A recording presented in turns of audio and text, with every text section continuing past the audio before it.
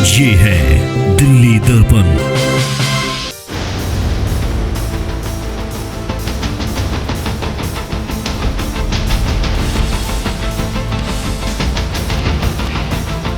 जो दिल्ली के पूर्व मुख्यमंत्री अरविंद केजरीवाल हैं, वो सनातन विरोधी हैं और हिंदू धर्म के विरोधी हैं।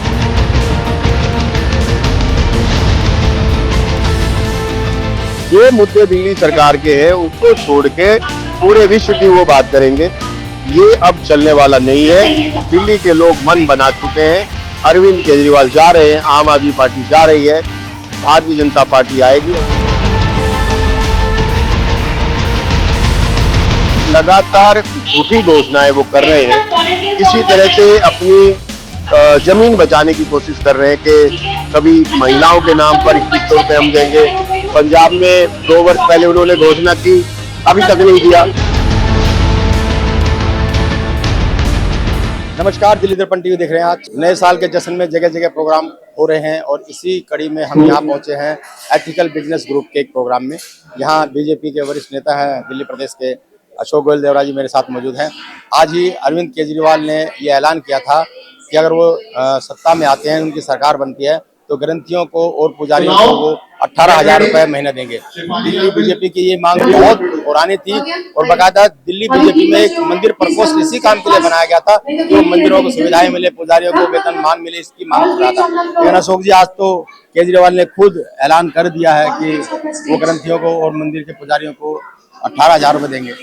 देखिए, जो दिल्ली के पूर्व मुख्यमंत्री अरविंद केजरीवाल है, वो सनातन विरोधी हैं और हिंदू धर्म के विरोधी हैं, क्योंकि लगातार उन्होंने जब जब अवसर मिला हिंदू धर्म का और सनातन का अपमान किया है।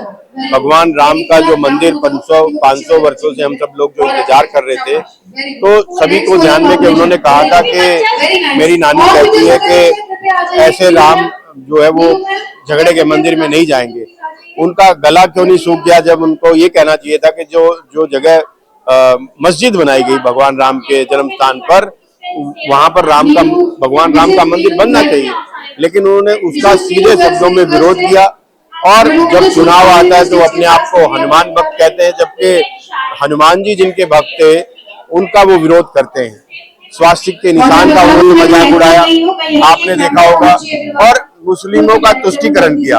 अब चूंकि उनको पता लग गया कि वो इस चुनाव में बुरी तरह से हार रहे हैं, जितने भी सर्वे आ रहे हैं, जितने भी लोगों से मिलो, तो अरविंद केजरीवाल के प्रति एक घृणा का भाव पैदा हुआ है और लगातार झूठी घोषणाएं वो कर रहे हैं, किसी तरह से अपनी जमीन बचाने की कोशिश कर रहे हैं कि कभी महिलाओं के नाम पर 2100 रुपए हम देंगे। पंजाब में 2 वर्ष पहले उन्होंने घोषणा की, अभी तक नहीं दिया, और कभी संजीवनी योजना के नाम पर धोखा देने का यहाँ कर रहे हैं, यहाँ बात कर रहे हैं। अभी जो इन्होंने लेटेस्ट घोषणा की है कि किसी तरह से जो सनातन धर्म विरोधी अपनी इमेज है उसको ठीक करने की, लेकिन लोगों को उनके बारे में पता लग चुका है। उन्होंने लोकसभा के चुनाव में कहा कि जेल का जवाब वोट से दो, तो लोगों ने जवाब दिया कि तुम्हारी जगह जेल में है। लेकिन उन्होंने हरियाणा के चुनाव में कहा कि अगर मैं ईमानदार हूं तो मुझे वोट देना, लोगों ने बताया कि नहीं, तुम बेईमान हो। अब वो जा रहे हैं, झूठी घोषणाएं कर रहे हैं, इनका कोई असर लेकिन इस घोषणा से होने वाला नहीं। इस घोषणा से बीजेपी को तो खुश होना चाहिए कि चाहे सत्ता किसी की भी आए। आप मैनिफेस्टो में इस बात का जिक्र नहीं। देखिए, भारतीय जनता पार्टी ने हमेशा कहा है कि मंदिर के पुजारियों को सैलरी मिलनी चाहिए और बीजेपी की सरकार आएगी निश्चित रूप से, और भारतीय जनता पार्टी पुजारियों को सैलरी देगी। ये भी कह रहे हैं कि जहाँ जहाँ आपकी सरकार है, यूपी है, राजस्थान है, हरियाणा है, जहाँ एक शुरुआत तो हो जाती तो ज्यादा भरोसा होता है इस बात पे।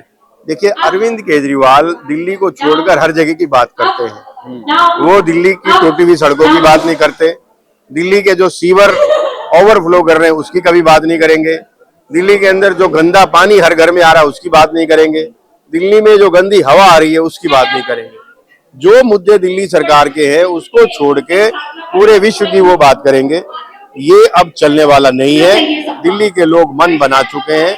अरविंद केजरीवाल जा रहे हैं, आम आदमी पार्टी जा रही है, भारतीय जनता पार्टी आएगी और निश्चित रूप से आने वाले दिनों में दिल्ली के अंदर डबल इंजन की सरकार होगी और दिल्ली के दिन खुशहाल होंगे।